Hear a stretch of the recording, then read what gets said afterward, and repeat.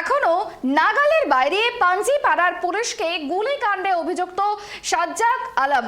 অনেক রাত পর্যন্ত পুলিশ কুকুর দিয়ে এলাকায় অভিযান চলে পুলিশের, তবুও অধরা অভিযুক্ত সাজ্জাককে ধরতে কোনো ফাঁক রাখতে চাইছে না পুলিশ।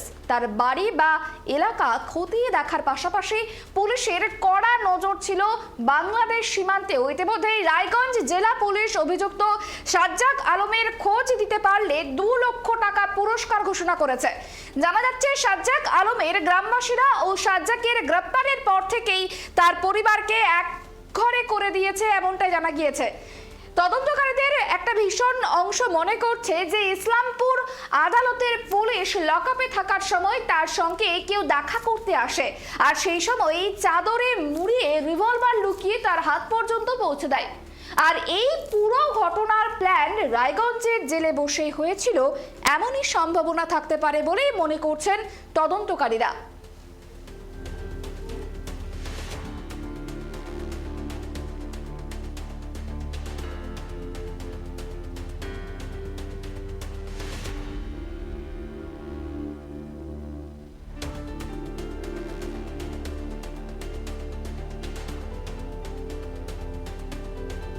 গুলিকাণ্ডে পলাতক অভিযুক্ত এখনো পর্যন্ত তার তদন্ত চলছে। পুলিশ ঘোষণা করেছে যদি এই অভিযুক্তকে ধরে দিতে পারে সেক্ষেত্রে 2 লক্ষ টাকা পুরস্কার ঘোষণা করা হয়েছে। এই বিষয়ে তৃণমূল নেতা দেবু টুডু ঠিক কি বক্তব্য রেখেছে শোনাবো।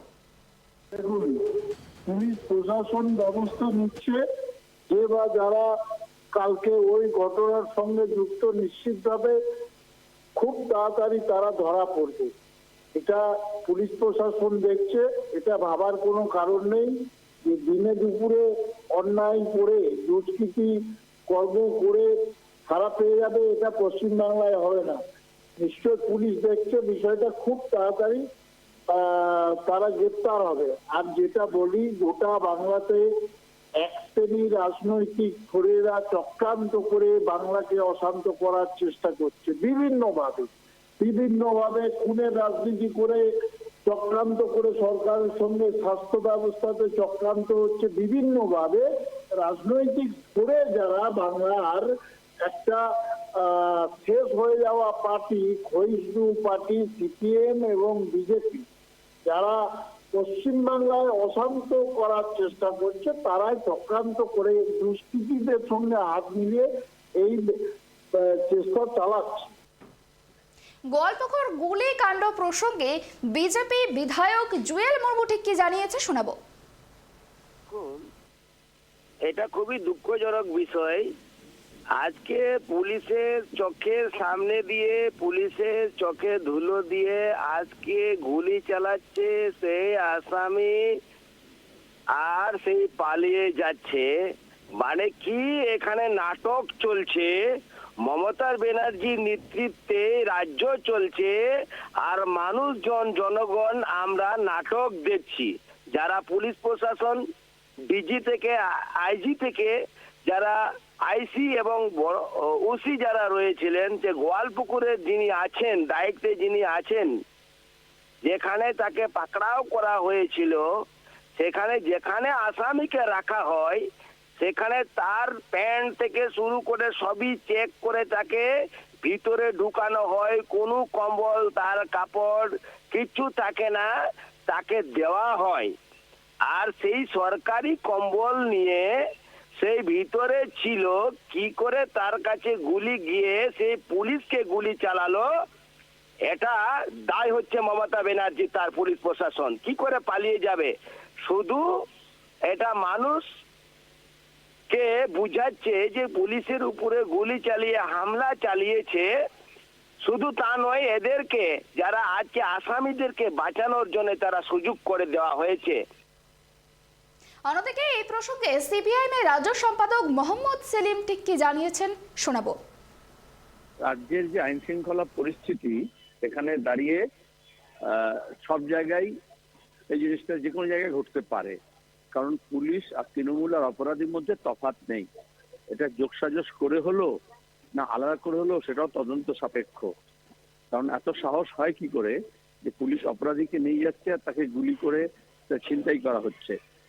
তাহলে এক এই খবরাখবর সবটা জানে, কে নিয়ে যাচ্ছে, কবে নিয়ে যাচ্ছে, কোথা থেকে নিয়ে যাচ্ছে। দুই, এই সাহসটা মমতা ব্যানার্জি গুন্ডা কন্ট্রোল করেন, তো গুন্ডাদের এই সাহস দিয়েছেন যে তিনি পুলিশ মন্ত্রী, পুলিশ খুন হলেও কোনো অসুবিধা নেই, গুন্ডা যাতে বেঁচে থাকে। হ্যাঁ, সবসময় যত অপরাধী খোঁজবার জন্য, তাহলে পুলিশের গোয়েন্দা দপ্তর কতটা ব্যর্থ সেটা প্রমাণ করা হচ্ছে।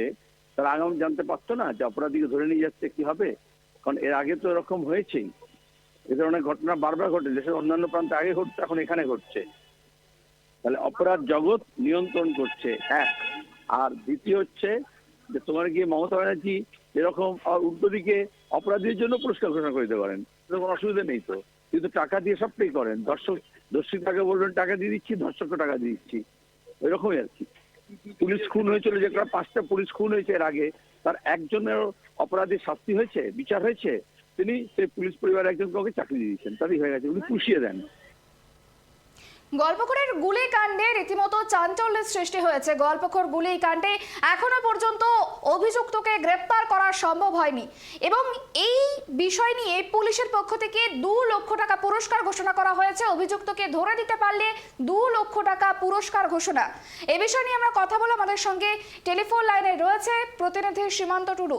সীমান্ত, যে বিষয়টা জানতে চাইব, গল্পখোর কাণ্ডে যে অভিযুক্ত এখনো পলাতক, পুলিশের পক্ষ থেকে তদন্তের অগ্রগতি ঠিক কি রয়েছে, এই মুহূর্তে কি জানা যাচ্ছে?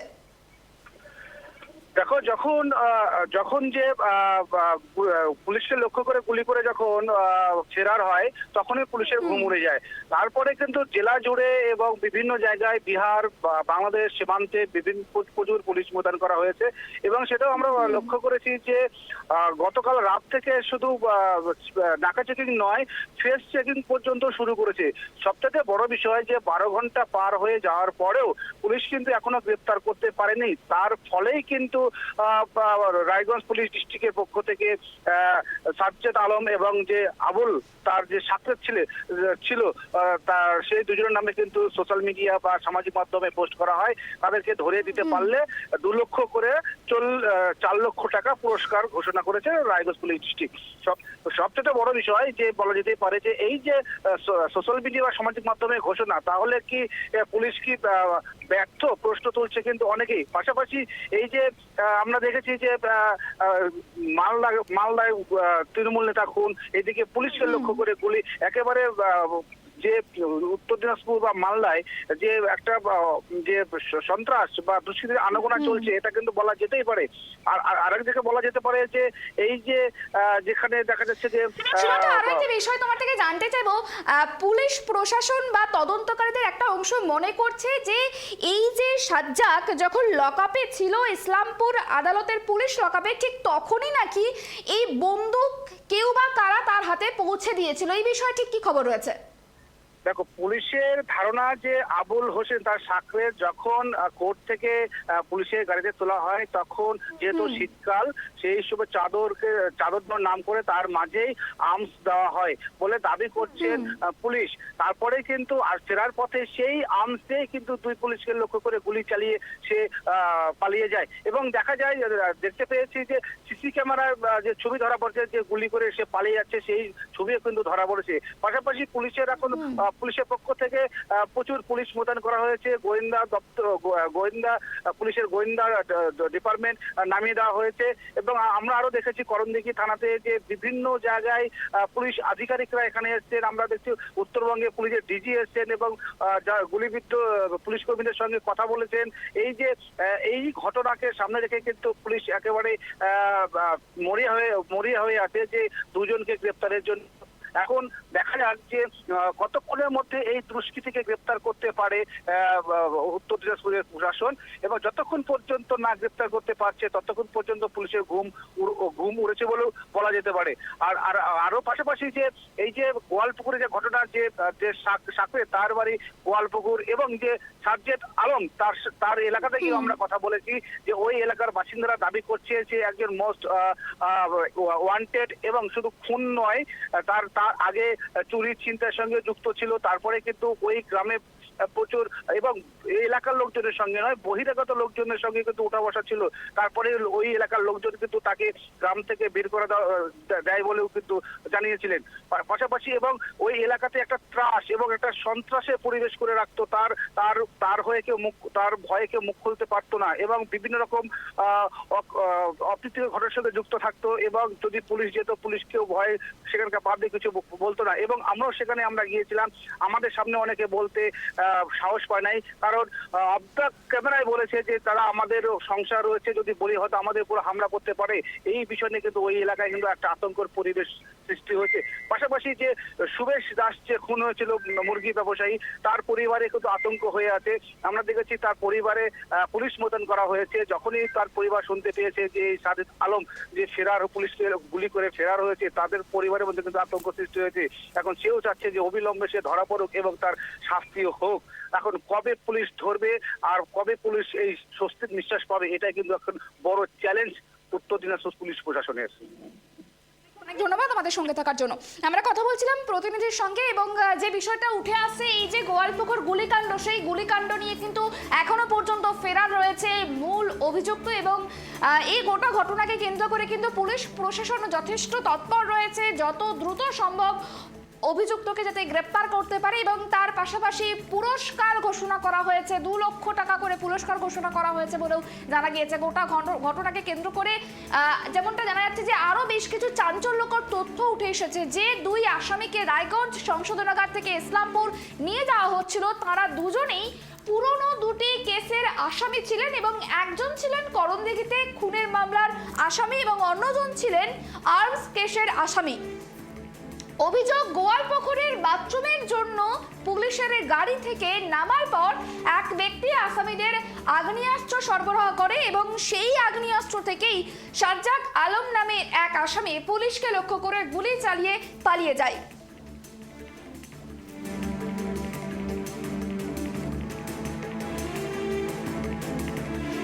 আমি বাড়িতে ছিলাম, শুধু জাস্ট এই মাত্র খবর পেলাম যে আমার জায়গাকে গুলি লেগেছে। বাড়ি থেকে ইনফরমেশন করেছে, বাড়ি থেকে বললো আমাকে যে এরকম এরকম গুলি লেগেছে। তারপরে আমি সেই শুনেই আমি আপনার জামাইবাবু কি করে? আমার জায়গাবাবু হচ্ছে পুলিশে থাকে, পুলিশে চাকরি করে। বলছি কি নাম আপনার জামাইবাবুর, কি নাম কি? দেবেন বস। বলছি কি হয়েছিল, মানে কি বিষয়টা কি জেনেছেন?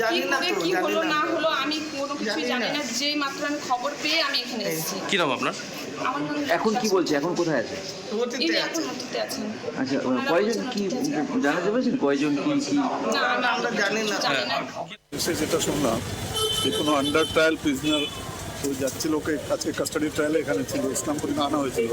এখান থেকে যখন ওকে নিয়ে যাচ্ছে তখন মাঝ রাস্তায় ও পুলিশকে ফায়ারিং করে পালিয়ে গেছে। ইনজোর্ড হয়েছে, 2জন ইনজোর্ডকে এখন ইসলামপুর হসপিটাল থেকে রেফার করা হলো নর্মাল মেডিকেল। কতজন আসামি ছিল গাড়িতে জানা গেছে? না, জানা যায়নি। এবার রিভলভারটা কোথা থেকে পেলো সেটা জানা গেছে? সেটাও জানা যায়। কে গুলিটা কে চালালো তাহলে? যে পালাইছে সেই চালাবে, আসামি তো ওর কাছে রিভলভারটা কোথা থেকে আসলো? নিশ্চয়ই রিভলভারটা কোথা থেকে আসছে, ওখানে গাড়ির মধ্যে কোনো না কোনো কারণে কোথা থেকে আসছে। একটা ইনসিডেন্ট হয়েছে, একটা আন্ডার ট্রায়াল প্রিজনার। আমরা বাকি তদন্ত করে দেখছি। স্যার ফায়ারিংটা কার পিস্তল দিয়ে হয়েছে স্যার? গোয়ালপুকুর কাণ্ডে তোলপাড় রাজ্য রাজনীতি। আর যেমনটা জানা যাচ্ছে যে এই মুহূর্তে সবথেকে যে বড় খবর, রাজ্য পুলিশের ডিজি রাজীব কুমার এবার ঘটনাস্থলে পৌঁছালো। সরজমিনে ঘটনা খতিয়ে দেখতে রাজ্যের ডিজি, রাজ্য পুলিশের ডিজি ঘটনাস্থলে পৌঁছেছে। গোয়ালপুকুরে ডিজি রাজীব কুমার, এই বিষয় নিয়ে জানবো আমাদের সঙ্গে টেলিফোন লাইনে রয়েছে প্রতিনিধি বিক্রম।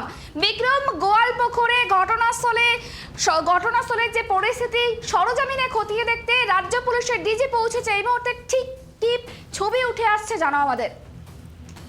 একদমই, দেখো কিছুক্ষণ আগেই আমরা কিন্তু বলেছিলাম রাজীব কুমার তিনি কিন্তু ফ্লাইটে নামেন, এবং তারপরে কিন্তু প্রথমে কিন্তু যে গুলিবিদ্ধ 2জন পুলিশ কর্মী ছিলেন তাদের সাথে কথা বলেন, এবং তারপরে কিন্তু বাই রোড আসেন, এবং ইতিমধ্যেই কিন্তু তিনি কিন্তু খতিয়ে দেখছেন সরজমিনে সেই যে জায়গাটি ঘটনাটি ঘটেছিল পাঞ্জিপাড়ার কালীবাড়ি এলাকাতে, সেই এলাকাতে খতিয়ে দেখছে। যে স্পটটি রয়েছে সেই স্পটটিতে খতিয়ে দেখছে।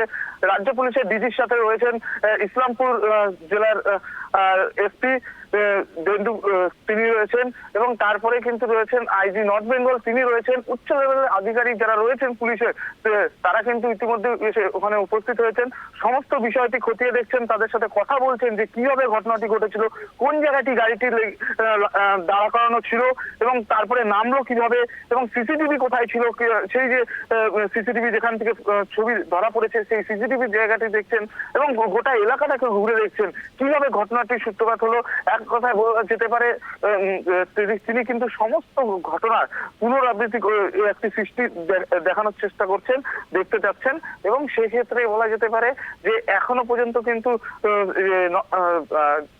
ডিজির সাথে যে উচ্চ লেভেলের আধিকারিকরা রয়েছেন, পুলিশের আধিকারিকরা, তাদের সাথে কিন্তু যেরকমটা কথা বলছেন, কারণ কিন্তু এলাকার যারা সাধারণ মানুষ যারা রয়েছেন তাদের সাথেও কিন্তু তিনি কথা বলছেন এবং সেই ক্ষেত্রে দাঁড়িয়ে থেকে এখনো পর্যন্ত কিন্তু যেমনটা শিলিগুড়িতে ডিজি কিন্তু নেমে তাদের সাথে দেখা করে তাদের সাথে দেখা করে কিন্তু বলেছেন যে গুলি চালিয়েছে তাদের একটা গুলি যদি চলে আমাদের পুলিশের কাছ থেকে কিন্তু একাধিক গুলি হবে, এই মনে কিন্তু বার্তা দিয়েছেন এবং তারপরেই কিন্তু সেই স্পট ভিজিট করছেন এবং ইতিমধ্যেই কিন্তু তিনি এবং পুলিশের আধিকারিকরা তারা যেরকম আছেন এবং এলাকাতে কিন্তু গোটা এলাকাতে কিন্তু পুলিশ মোতায়েন করা আছে ইতিমধ্যেই। একেবারে দেখো বিক্রম, আরো একটি বিষয় তোমার থেকে জানতে চাইবো। রাজ্য পুলিশের ডিজি ঘটনাস্থলে পৌঁছেছেন এবং তুমি যেমনটা বললে যে গোটা বিষয়টি সরজমিনে খতিয়ে দেখছে।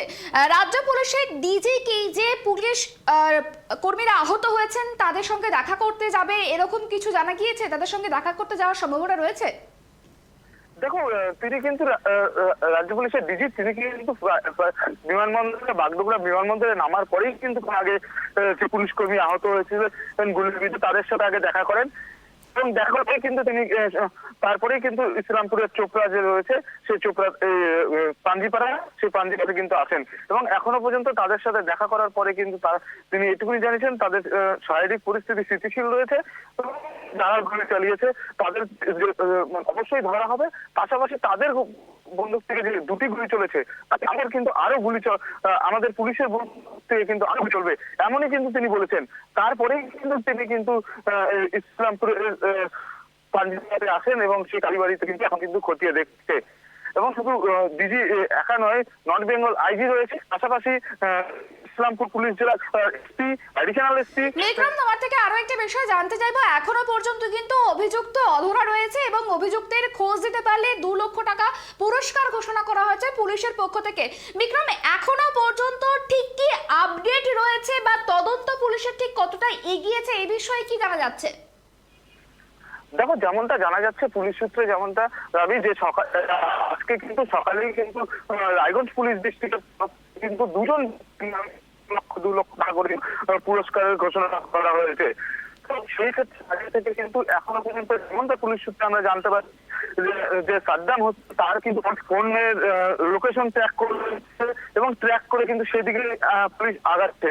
সেই ক্ষেত্রে দাঁড়িয়ে থেকে বলা যেতে পারে এখনো পর্যন্ত পুলিশের যে ধারণা অনুযায়ী বলা যাচ্ছে যে তিনি কিন্তু কোথায় রয়েছেন সেটা কিন্তু তিনি আধিকারিকরা বলছেন না, কিন্তু তারা দাবি করছেন যে তারা মোবাইল লোকেশন ট্র্যাক করে কিন্তু সেই তদন্তের দিকে আগাচ্ছে। তবে সব থেকে বড় গুরুত্বপূর্ণ আরেকটা বিষয় এই যে গুলি চালানোর ঘটনা প্রায় 6 ঘন্টা কিন্তু পেরিয়ে যাচ্ছে, কিন্তু এখনো পর্যন্ত কিন্তু সাদ্দাম হোসেন এবং তার অনুগামী কিন্তু ধরা পড়েননি। তাদের কাছে একটা আগ্নেয়াস্ত্র রয়েছে, সেই আগ্নেয়াস্ত্রতে কিন্তু গুলিও থাকতে পারে এবং সেই ক্ষেত্রে দাঁড়িয়ে থেকে কিন্তু এখনো পর্যন্ত কিন্তু যে আগ্নেয়াস্ত্র উদ্ধার হয়নি এবং সাদ্দাম সেও কিন্তু এখনো পর্যন্ত জালে আসেনি। সেক্ষেত্রে দাঁড়িয়ে থেকে কিন্তু স্বাভাবিকভাবেই যে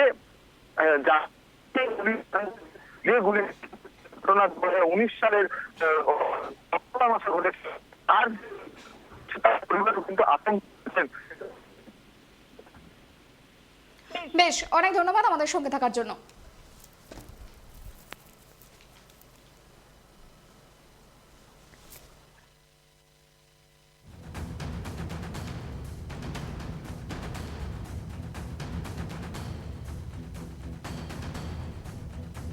যে খবরের দিকে আমাদের নজর রয়েছে, গোয়ালপুকুর গুলিকাণ্ডে পলাতক অভিযুক্ত এবং এই ঘটনায় এখনো পর্যন্ত যেমনটা জানা গেল গোয়ালপুকুর কাণ্ডে যে অভিযুক্ত এখনো পর্যন্ত অধরা রয়েছে তাকেই ধরার চেষ্টা করছে পুলিশ এবং তদন্তের অগ্রগতিও অনেকটাই এগিয়েছে বলে জানা যাচ্ছে এবং ঘটনাস্থলে পৌঁছেছে রাজ্য পুলিশের ডিজি বলে রাজীব কুমার বলে জানা গিয়েছে এবং তিনি গোটা ঘটনা সরজমিনে খতিয়ে দেখছেন এবং যে ক্রাইম সিন সেই ক্রাইম সিন আবারও রিক্রিয়েট করা হতে পারে বলেও কিন্তু তিনি জানিয়েছেন।